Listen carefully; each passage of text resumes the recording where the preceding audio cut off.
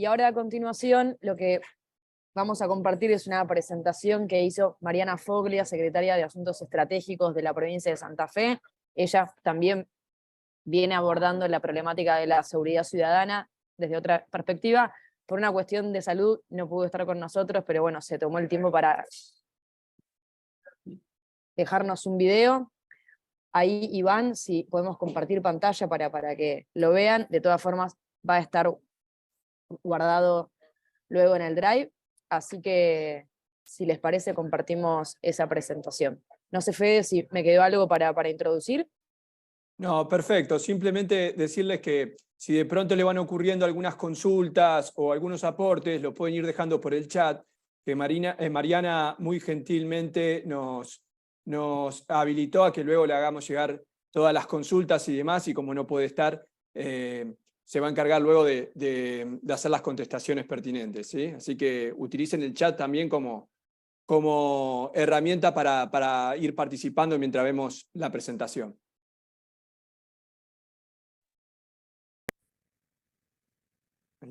Hola a todos, yo soy Mariana Foglia, soy secretaria de Asuntos Estratégicos de la provincia de Santa Fe. Es un placer estar acompañándolos en este programa provincial de formación.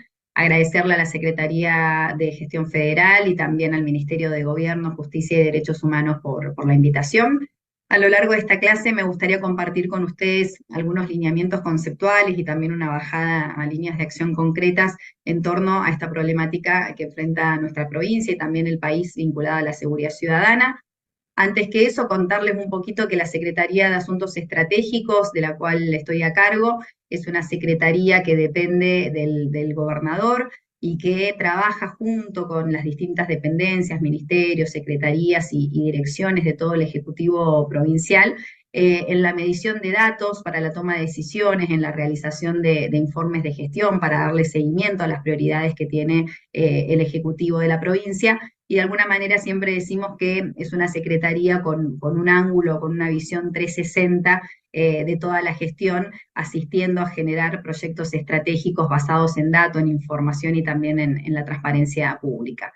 Dicho esto, y yendo al tema de seguridad ciudadana, ustedes vienen viendo a lo largo del curso que nuestra agenda estratégica provincial tiene distintos ejes, 5 grandes ejes, vinculados a la educación, a la Santa Fe motor productivo de la innovación, a la infraestructura para el desarrollo, a la salud, la cultura, la inclusión social y también a la seguridad y la justicia, que es este eje prioritario que vamos a abordar con algunos lineamientos en esta clase. Y a su vez esa agenda estratégica se nutre transversalmente con distintas temáticas que impactan en cada uno de los temas que se trabajan desde el Ejecutivo, que tiene que ver con la descentralización, el trabajo mancomunado con los municipios y las comunas, la perspectiva de género e igualdad, el cuidado del ambiente y también todo lo que tiene que ver con la articulación a nivel de la cooperación internacional y la regionalización, ¿sí? Fundamentalmente el trabajo con la región centro.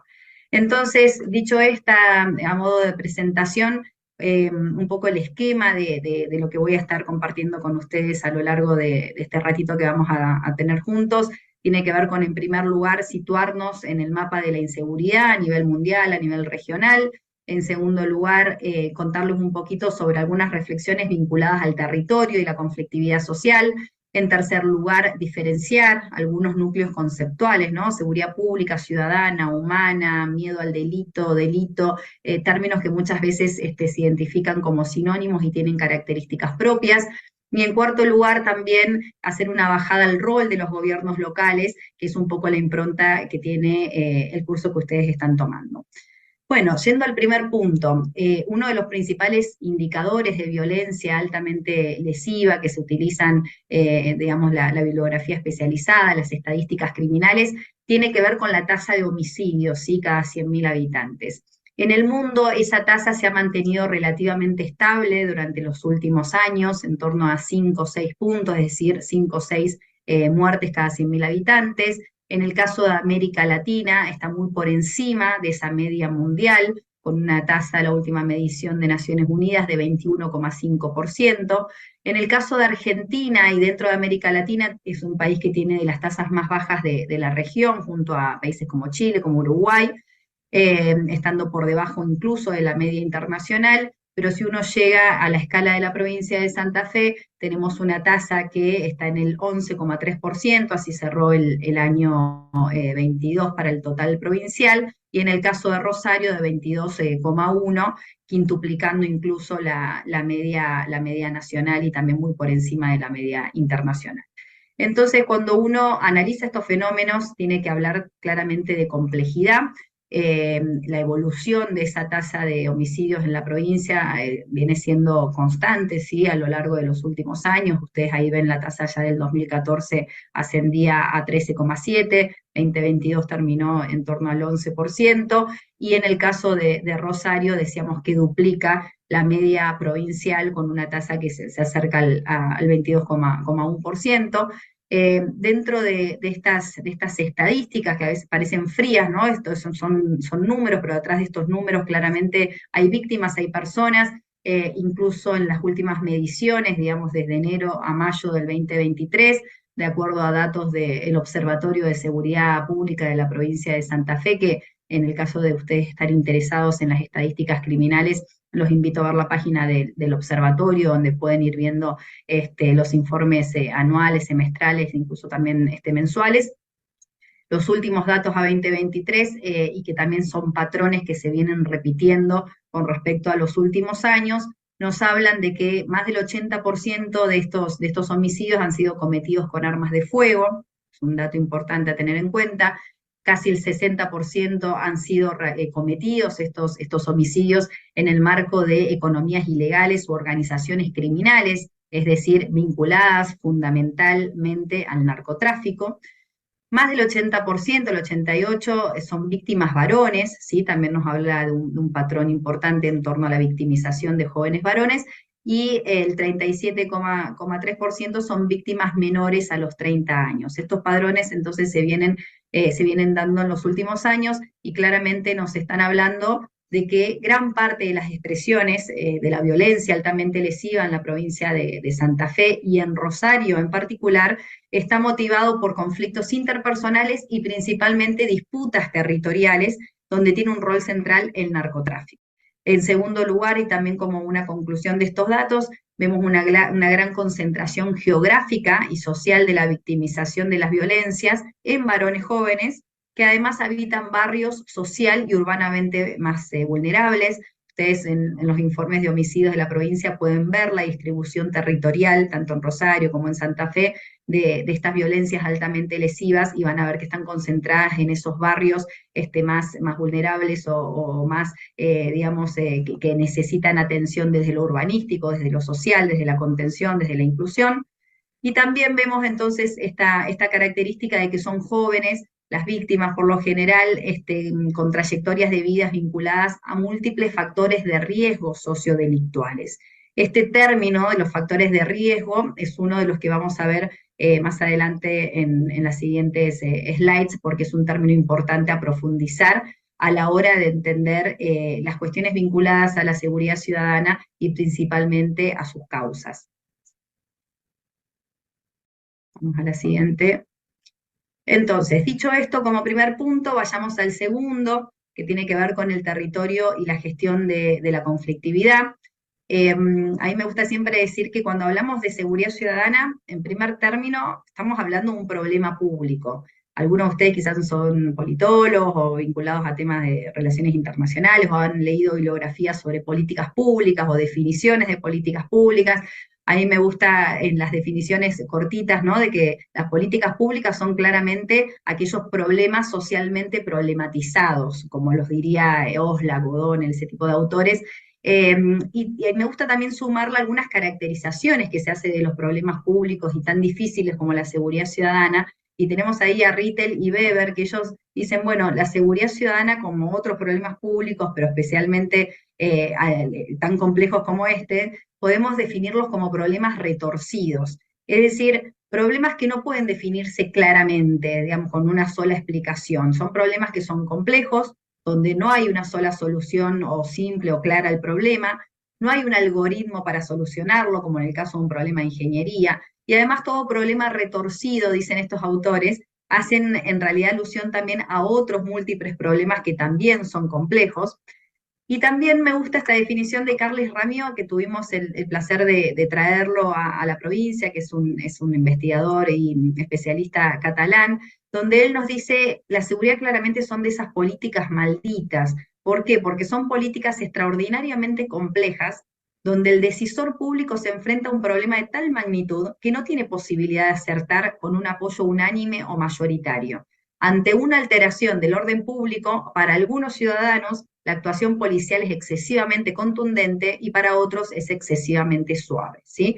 Entonces, estamos ante una problemática donde hay muchos actores vinculados, donde hay distintas miradas e incluso recetas sobre cómo se debe abordar un problema tan complejo como este, y claramente estamos hablando entonces de un problema que si uno hiciera un árbol de situaciones que alimentan desde la raíz y también los síntomas de esta problemática, se va a encontrar con algo parecido a esto, que incluso uno lo puede seguir desagregando y hacer un árbol de problemas cada vez más profundo, ¿sí? La inseguridad en los barrios entonces tienen múltiples causas vinculados a las cuestiones laborales, a las cuestiones edilicias, urbanísticas, a las calles oscuras, a la violencia institucional, a la precariedad laboral, a la falta de cohesión social, y a su vez también esa inseguridad genera un montón de síntomas, ¿sí? Violaciones, violencia sexual, violencia psicológica, muerte, lesiones, es decir, y además dentro de las violencias un montón de tipos de violencias, que no hay una sola violencia, sino que también son múltiples, ¿no?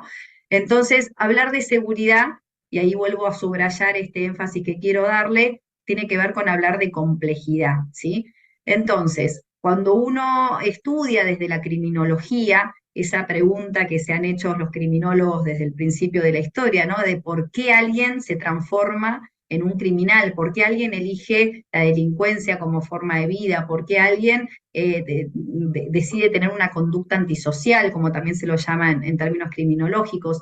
Entonces la respuesta aquí tampoco es simple y la evolución se ha dado también a lo largo de la historia, ¿no?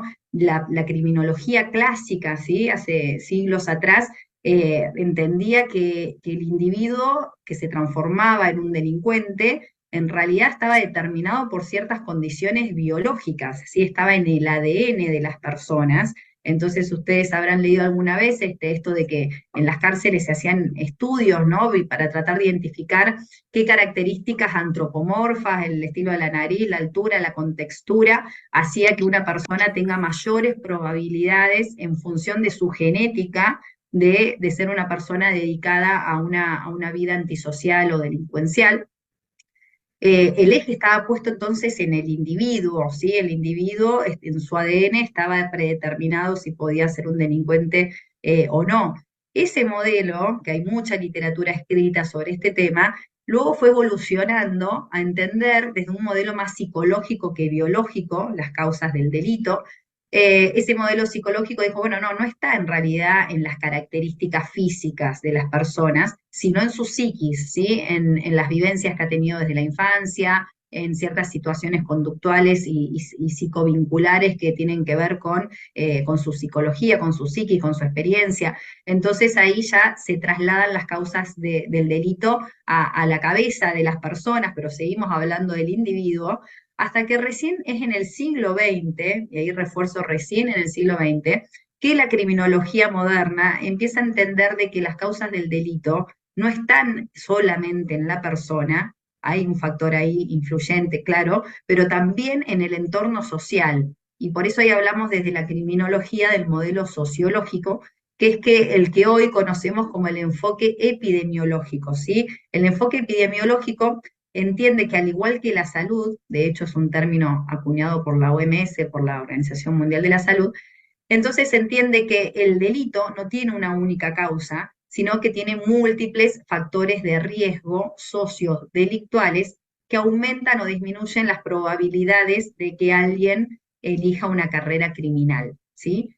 Entonces, ese enfoque epidemiológico define a los factores de riesgo como aquellas condiciones cuya presencia aumenta la probabilidad de que ciertos individuos cometan delitos, ¿sí?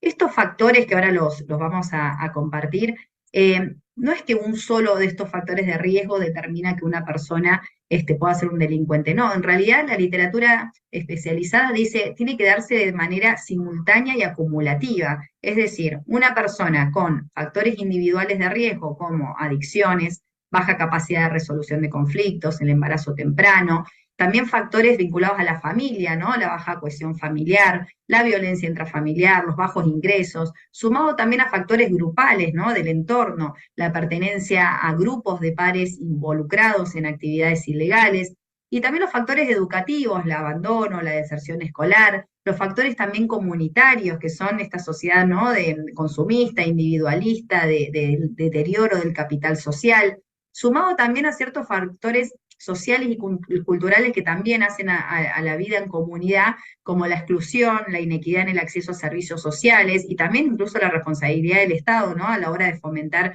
ese capital social. Entonces, estos múltiples factores combinados entre sí de manera simultánea y también ante la ausencia de factores protectores, ¿no? Porque los factores de riesgo tienen como contracara los factores de protección, que también se llaman así, que están vinculados justamente a tener cierto entorno, amigos, familia, la escuela, oportunidades, un trabajo, que te da justamente herramientas para poder tener una resiliencia ante ciertas desavenencias que uno le puede haber tocado en la vida, ¿sí?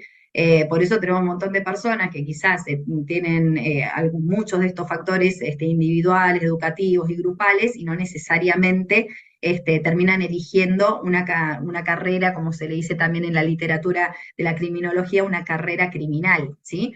Entonces, estos factores de manera simultánea y acumulativa son los que explican de manera compleja las causas del delito. Ahora bien, hay una especialista chilena que a lo mejor ustedes la habrán leído, habrán escuchado, que se llama Lucía Damer. Ella ha hecho un estudio para el caso de América Latina, y ella sintetiza que los factores de riesgo sociodelictuales son múltiples, como los vimos recién. Pero sin embargo, en nuestra región se destacan 5. El abandono escolar, el uso problemático de drogas y de alcohol, ser víctima o testigo de violencia en el hogar, los problemas de salud mental y también el embarazo adolescente. Entonces, la primera reflexión que yo quiero dejar en esta primera parte de la clase es que cuando ustedes escuchan estos temas, ¿no? Educación, consumo de drogas, adicciones, violencia en el hogar, salud mental, embarazo adolescente, son temas que no necesariamente están vinculados a policías, armas, cárceles, penas, a donde siempre generalmente se identifican a los problemas de seguridad. Esto me sirve como puntapié para pasar a esta pregunta, ¿no? ¿Dónde se ubican las políticas de seguridad dentro del esquema del Estado? ¿Dónde las podemos ubicar? Entonces ahí, siguiendo al sociólogo Alberto Binder, él dice que el Estado tiene como 4 grandes funciones o 4 grandes políticas madre.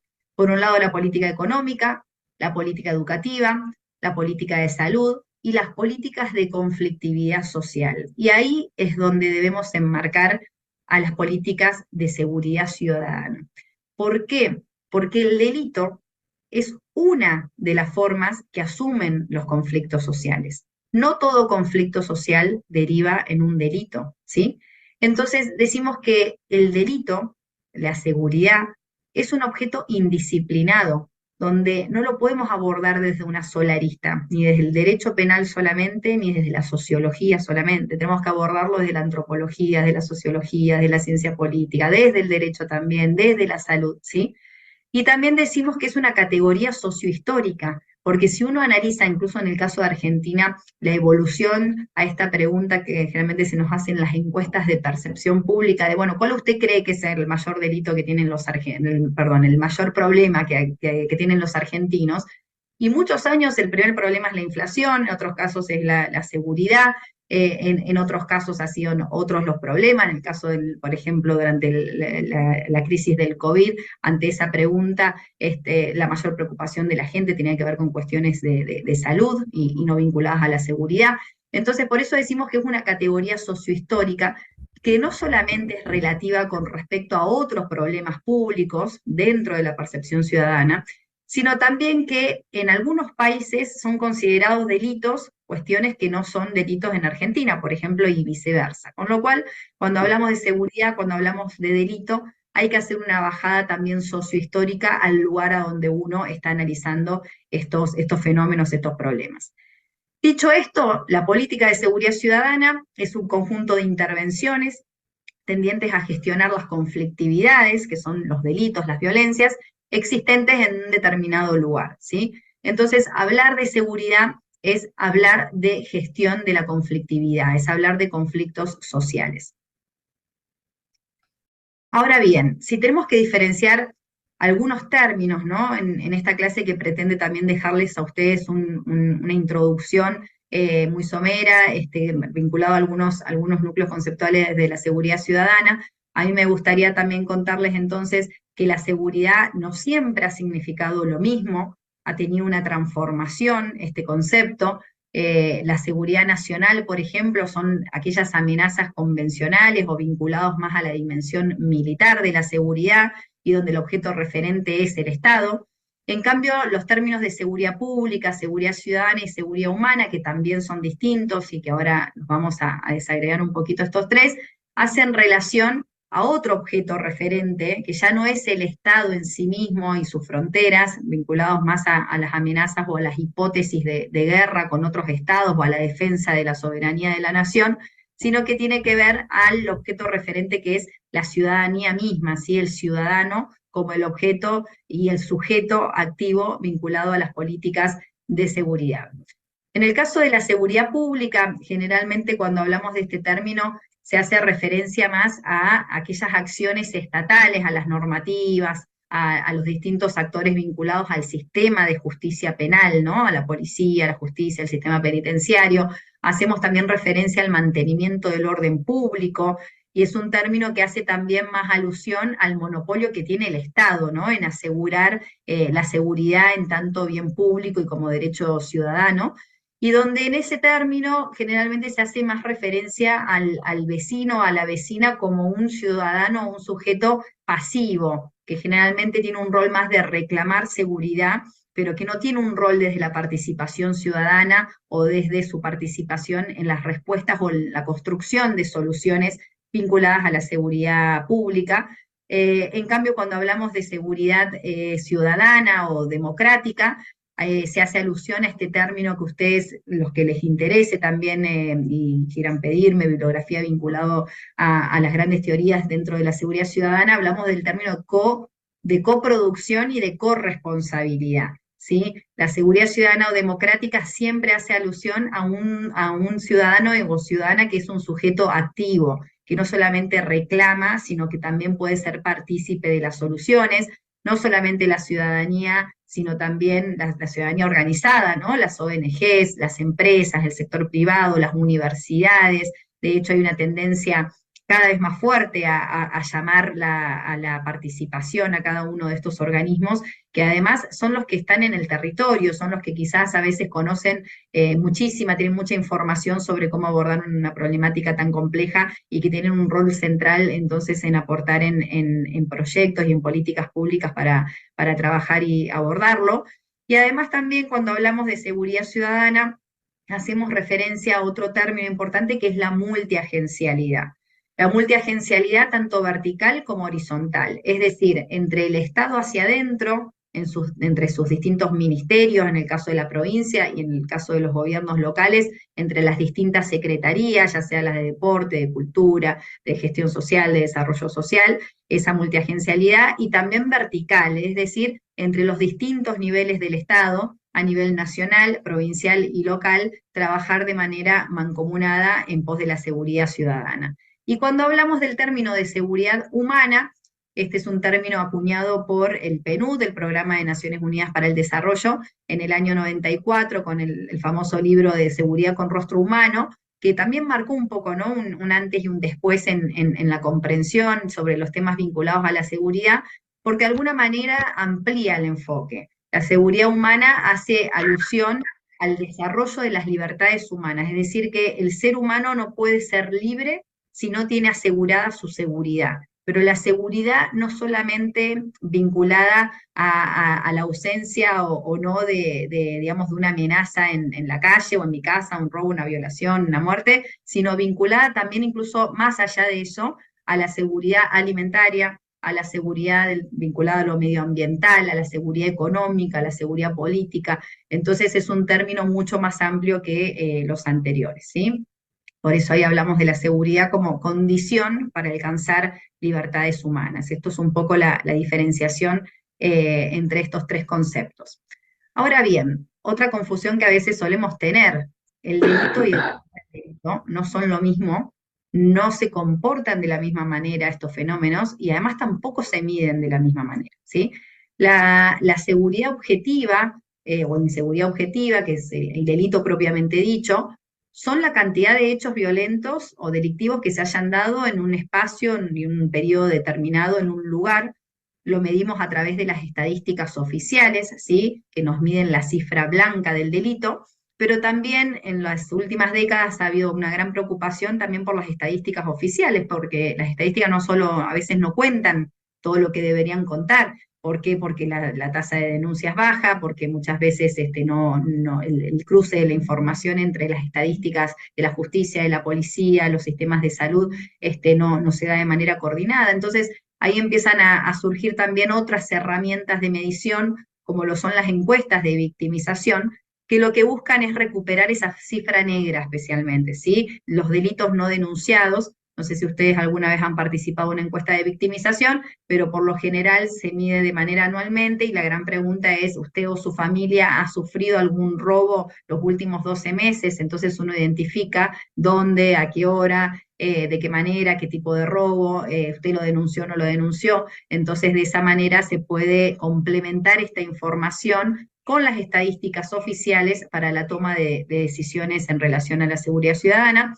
Y por lo general también estas encuestas van de la mano con la otra dimensión que tiene que ver con el temor al delito, ¿sí? La inseguridad subjetiva. ¿De qué hablamos cuando hablamos de este término? Bueno, hablamos del temor, de la incertidumbre, del miedo, de ese sentimiento de vulnerabilidad que devienen hechos reales, así como también de otros factores de carácter subjetivo. ¿Qué significa esto? El miedo al delito no siempre está dado por una tasa de victimización real. Es decir, cuando uno mide con encuestas de percepción de seguridad, que como les decía, generalmente se hacen encuestas de victimización y percepción de seguridad, es decir, tuvo una primera fase del cuestionario vinculado a hechos de victimización concreta y una segunda fase vinculado a qué siente la persona que se la está entrevistando en relación con su miedo al delito. Y eso es independiente de haber sido víctima o no de un robo, de un hecho delictual, ¿sí? Porque decimos que cuando suben en una ciudad, por ejemplo, sube la tasa real de victimización, el miedo al delito puede también subir, pero puede pasar lo contrario, que las tasas bajen, que una ciudad pase de tener una tasa de 20 cada 100.000 habitantes en robos y pase a 5, y sin embargo el miedo quedar instalado de una manera alta o mantenerse igual. Por eso decimos que no tienen una relación directamente proporcional. Y esto se da porque la inseguridad subjetiva, como lo dice su nombre, tiene que ver con una subjetividad de la ciudadanía. Ese miedo al delito, de hecho, está determinado por la experiencia previa, es decir, alguien que ha sufrido 2 o 3 robos claramente va a quedar con mucho más miedo a ser víctima una próxima vez. También está dado por el perfil de la víctima. Está comprobado en distintos estudios que las mujeres suelen tener más miedo al delito que los hombres y también las personas mayores suelen tener más miedo al delito que las personas más jóvenes.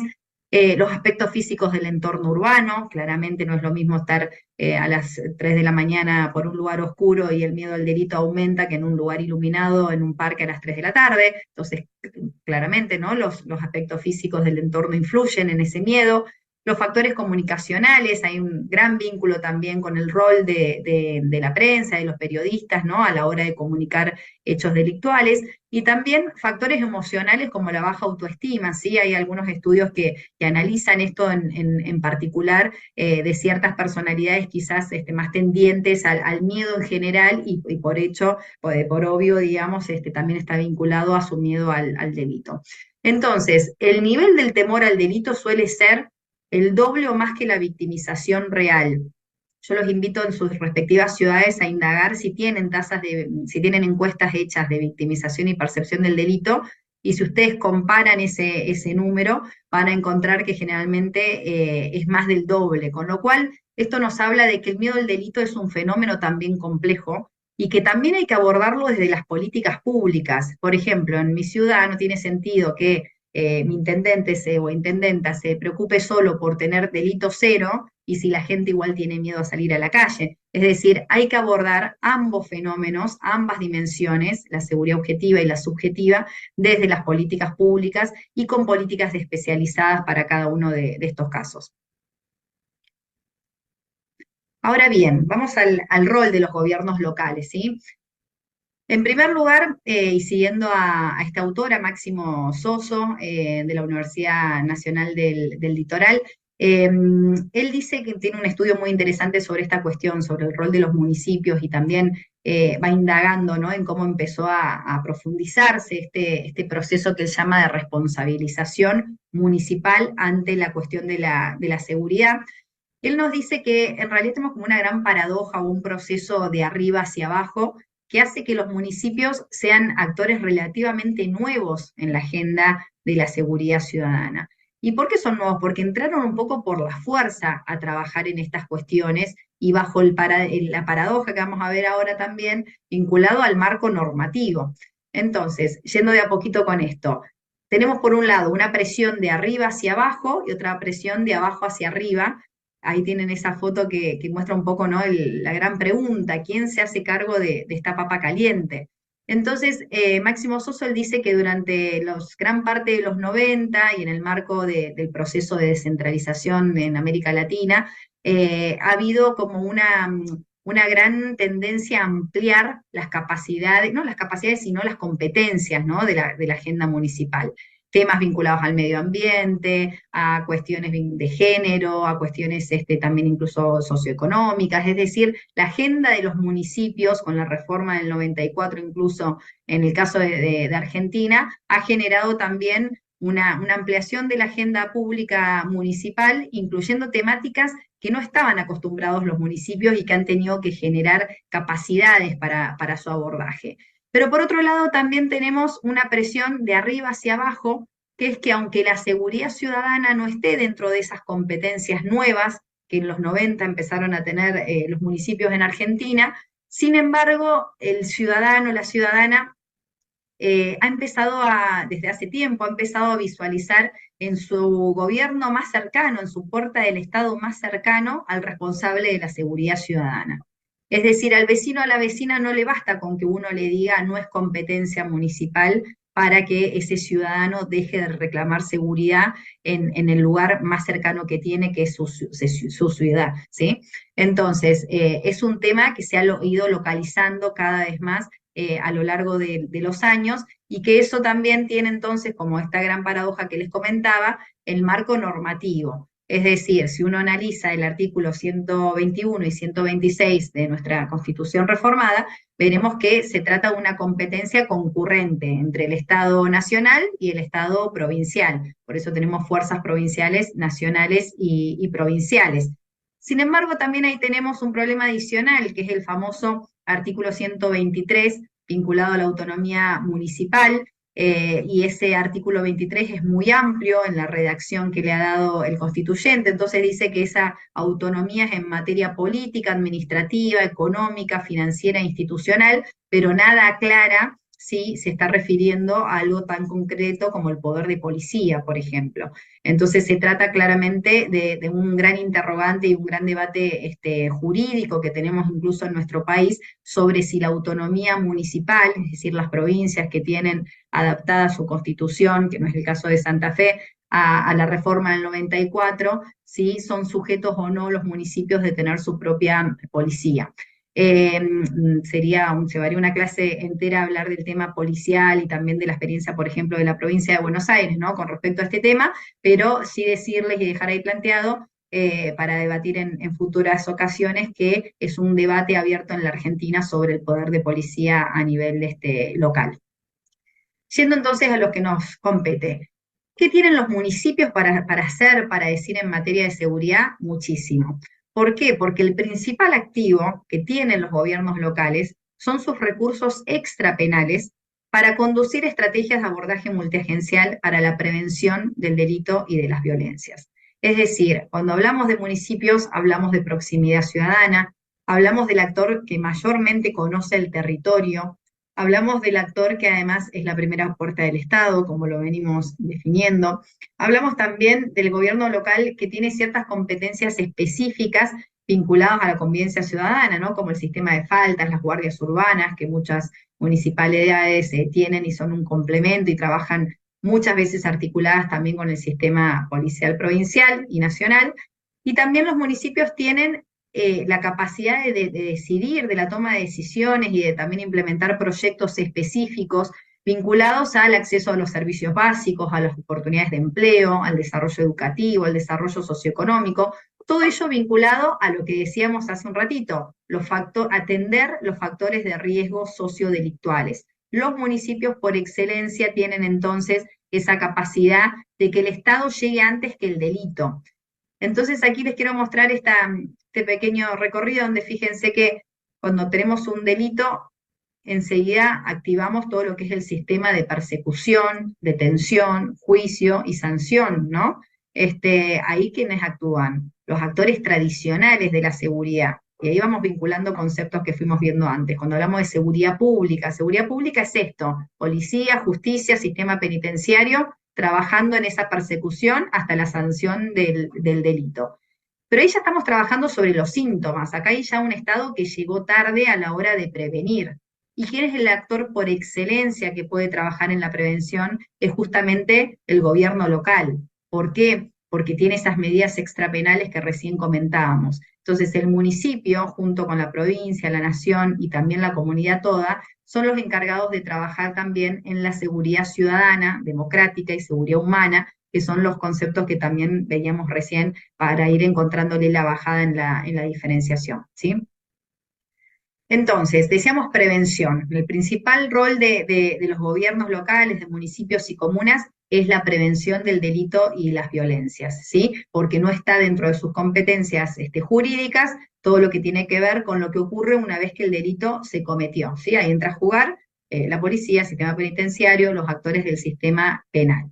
Entonces, yendo un pasito hacia atrás, la prevención entonces, de acuerdo a la población beneficiaria, la podemos dividir en tres grandes dimensiones.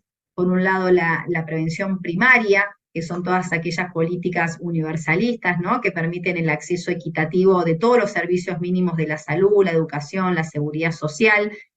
Son aquellas políticas tendientes a trabajar sobre la población en general, por eso son políticas primarias, al igual que en el caso de la salud.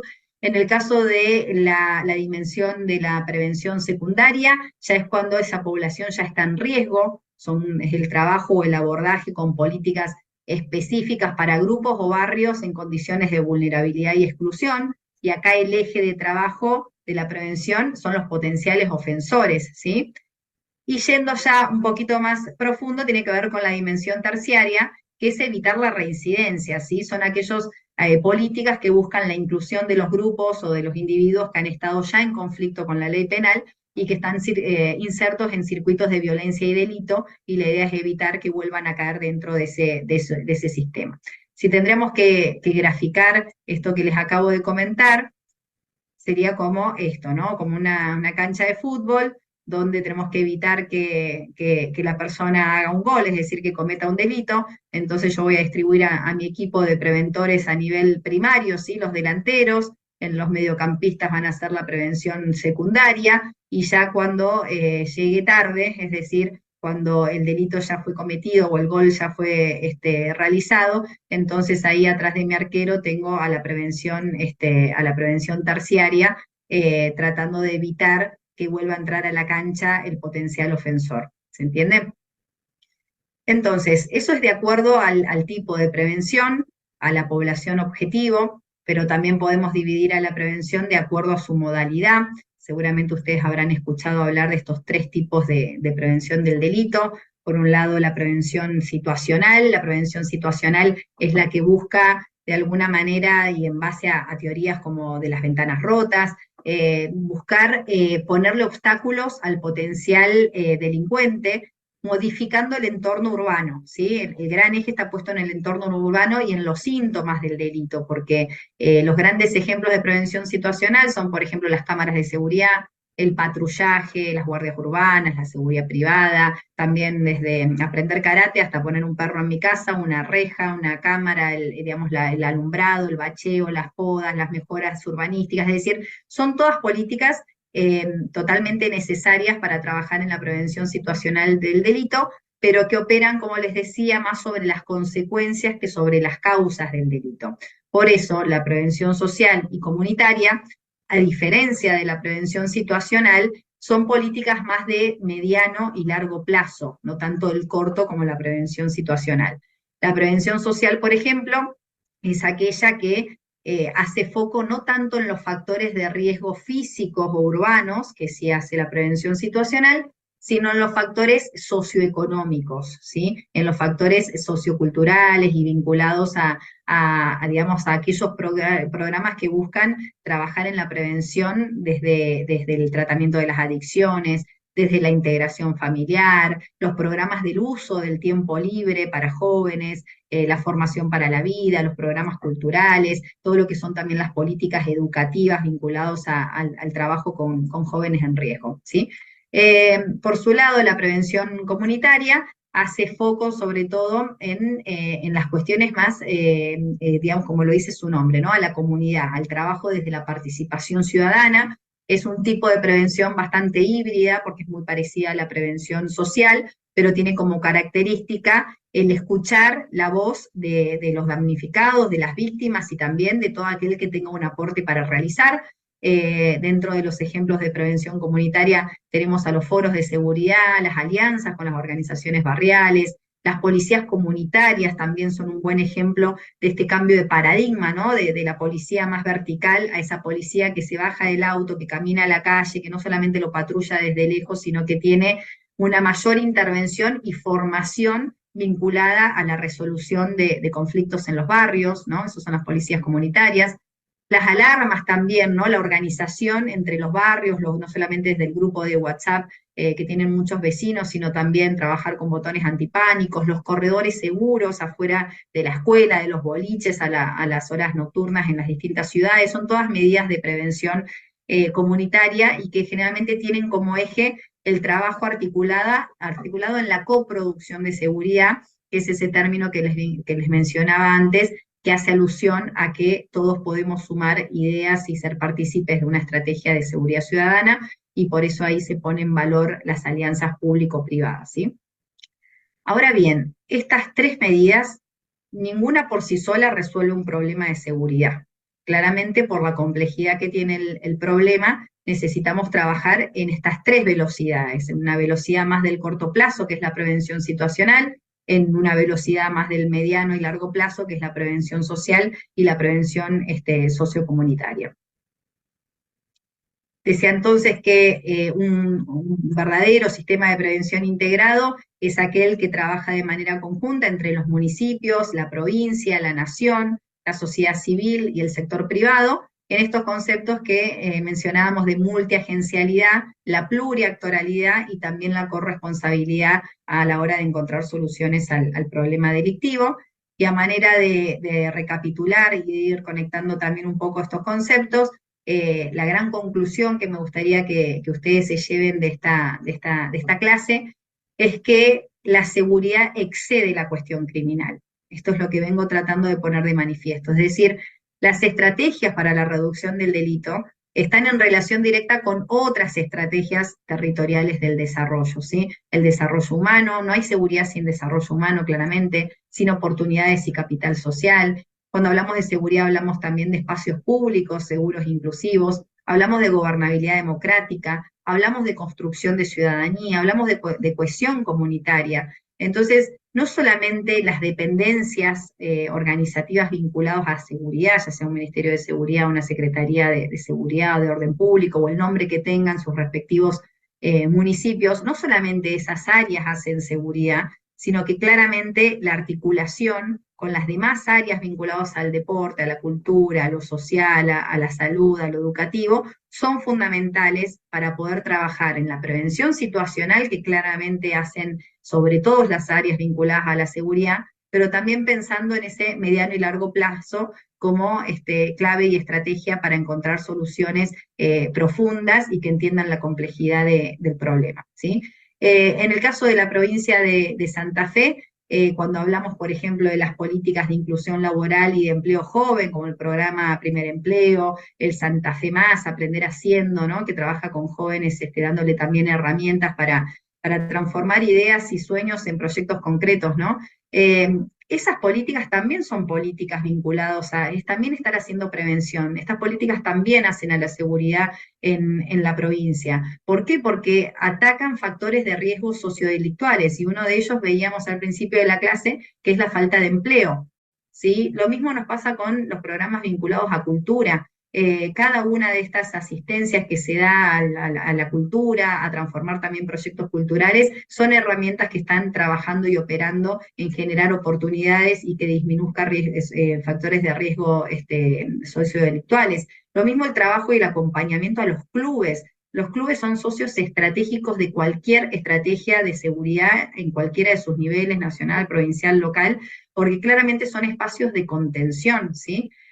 Lo mismo nos pasa con lo que tiene que ver con el plan Incluir en la provincia. No solamente son obras de infraestructura, son obras que te permiten trabajar con los barrios más vulnerables, trabajando en prevención situacional, porque claramente es una medida vinculada a esta modalidad, pero también generando oportunidades para que llegue agua, gas y internet a lugares donde antes no lo había, y que te genera claramente mayores posibilidades de desarrollo también. Lo mismo sucede con los programas de fortalecimiento alimentario del Ministerio de Desarrollo Social de la provincia. Lo mismo ocurre con todas las políticas de cuidado de la primera infancia. Está totalmente demostrado por las distintas investigaciones la importancia que tiene para disminuir y prevenir factores de riesgo en trabajar con chicos que estén bien alimentados, que tengan, digamos, no solamente acceso a la educación, sino también al cariño, ¿no? De tener espacios de esparcimiento, de recreación, de cultura, de juego, ¿sí? Por eso el trabajo de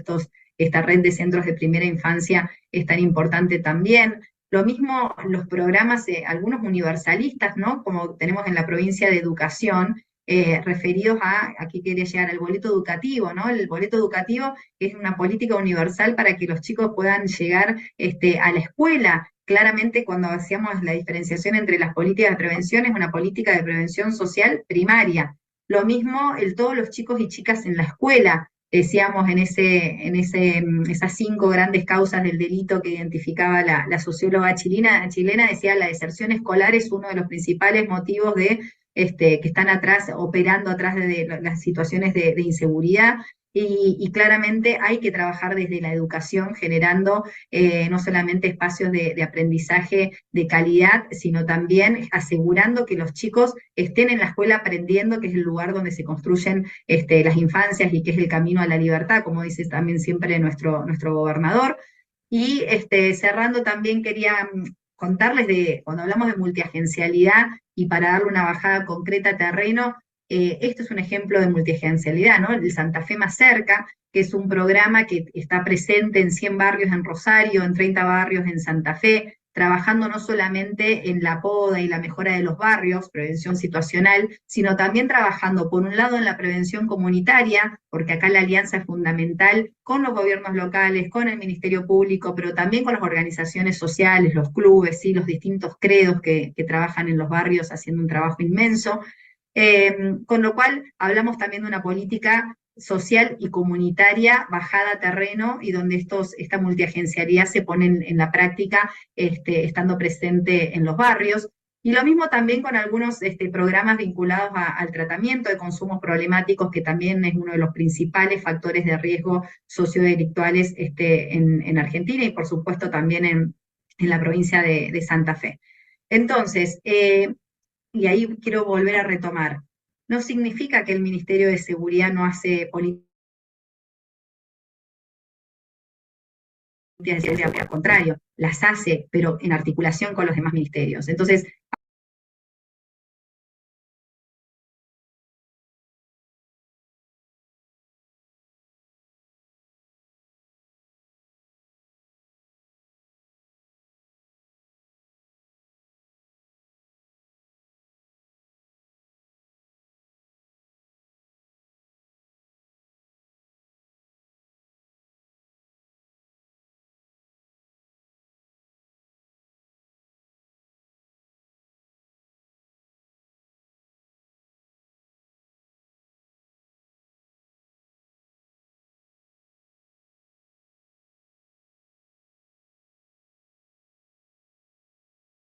contarles, él es el equipamiento y tecnología para la seguridad, más rápido a los lugares de los distintos hechos delictuales. Lo mismo también con el sistema integrado de control y despacho de emergencias policiales, ¿no? La necesidad de la llegada y la respuesta ante las emergencias. Lo mismo también con la capacitación y la formación policial, ¿no? De ir sumando cada vez más policías y entrenados y con la capacitación necesaria para cumplir esta función tan difícil que tienen también en sus manos, ¿no? La infraestructura en la seguridad ciudadana, la reapertura y refuncionalización de comisarías, que es una política importantísima que también a lo largo de la clase el ministro les va seguramente a comentar. La mayor presencia en el territorio, ¿no? Los centros territoriales de denuncia, la mayor amplitud de la atención, ¿no? De que la gente pueda denunciar, y ahí se vincula esto con lo que decíamos antes, ¿no? De tratar de disminuir esa cifra negra del delito, que la gente denuncie, ¿sí? Para que podamos tener registrada la criminalidad. Y lo mismo con aquellos programas vinculados a algo que también les comentaba al principio, que es esta problemática del uso y abuso de las armas de fuego. La provincia tiene programa de entrega voluntaria de armas, entre otras medidas, y una gran vinculación y trabajo en conjunto con las mesas de seguridad local, ¿sí? Una de las primeras medidas que tomó allá por el principio del 2020 el Ministerio de Seguridad de la provincia fue crear las mesas locales de seguridad, porque siempre hubo una conciencia de este rol principal que tienen en el acompañamiento de la política de seguridad los municipios y las comunas.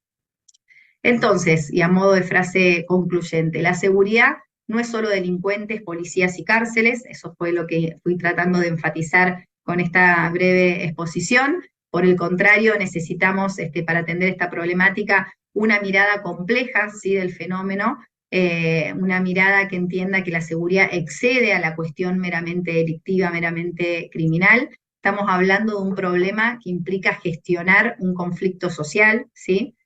Por eso a lo largo de la clase enmarcábamos a las políticas de seguridad dentro del paradigma de gestión de la conflictividad. También decir que los tiempos de la política no son los mismos tiempos que los de la conflictividad social, entonces ni en 4, ni en 8, ni en 10 años se puede resolver por arte de magia un problema tan complejo, claramente implica una continuidad de políticas. Y también de la mano a eso decir que las alianzas con los actores públicos, privados y de la sociedad civil es la clave para alcanzar estrategias sostenibles en el tiempo, ante un problema que no tiene ni ideologías, ni discrimina de colores políticos, ni de partidos, no entiende nada de eso, lo único que busca generalmente es claramente hacer daño, y entonces solo de una manera mancomunada y en alianza con todos los actores del territorio se puede trabajar en políticas de seguridad ciudadana que tengan de vista el corto plazo, pero también y fundamentalmente la necesidad de trabajar en distintas velocidades, ¿no? En el corto, en el mediano, en el largo plazo, con estas políticas complejas de prevención social, situacional y comunitaria como un todo. Así que, bueno, quedo a disposición, si me quieren enviar preguntas, entrar en contacto, Flor les va a pasar mi mail, así que agradecerles nuevamente por la invitación y espero que haya sido útil la exposición. Saludos. Bueno, nada, ante todo agradecerles a los que se quedaron. Sabemos que es complejo cuando la clase es grabada y no podemos interactuar, pero espero que hayan entendido, sobre todo, digo, este enfoque complementario que plantea Mariana y el ministro. Por supuesto, pertenecen a áreas diferentes, trabajan juntos también, por lo cual me parece que es sumamente interesante esta visión más de la seguridad ciudadana, del abordaje multiagencial con lo que hace efectivamente en el área de seguridad. Nosotros, esta información está, ahí vi una pregunta sobre el programa de entrega de armas, y me parece que incluso la podemos trasladar. Salió hoy, esto ya para concluir, a modo de anuncio más parroquial, salió hoy el mail convocando a la próxima jornada de integración en la ciudad de Rafaela el jueves que viene. Si no contestaron, cuando puedan, completen el formulario, así nosotros nos vamos organizando. La verdad que estamos pensando en una actividad que está buenísima en cuanto a las visitas. Se espera que cuente con la participación del gobernador. Estamos organizando todo para que así sea, así que doble incentivo para que vengan. Y eso, creo que es nada más. Cualquier consulta que tengan sobre la jornada, logística, etcétera, consulte con los tutores, pero entiendo que la mayor parte de esa información está en el correo, pero cualquier cosa quedamos a disposición. los incentivamos a que vengan, sabemos que se tienen que pedir días en el trabajo o se tienen que organizar, pero en lo que podamos contribuir de cualquier manera, avísennos, y la idea siempre es facilitar la presencia en las jornadas presenciales, justamente en este caso en Rafaela. ¿Alguna duda que haya? ¿Algún comentario? Si no, cortamos acá.